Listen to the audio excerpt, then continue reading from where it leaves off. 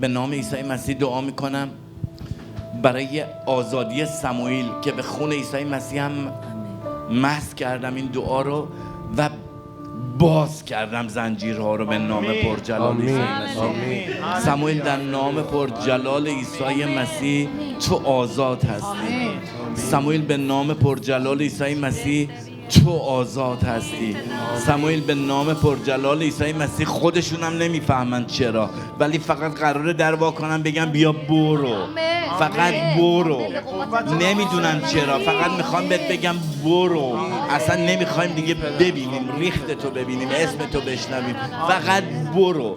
به نام عیسی مسیح قرار تو بری و در نام پرجلال عیسی مسیح خودشون هم نفهمن چطوری و به دعای تمام فرزندان همونطوری که برای پتروس نشسته بودن و دعا میکردن، آرامی خداوند با تو باشه، طوری که همه اونایی که قرار تصمیم بگیرن خوابشون ببره و فقط نفهمن چجوری گفتن برو، امضا کنم برو.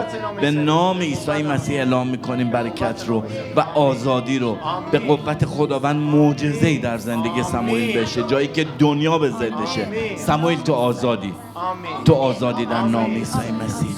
برکت و آزادی رو به نام عیسی مسیح اعلام میکنم در نام قدوس خداوند.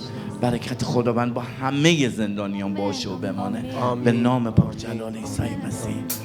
هللویا.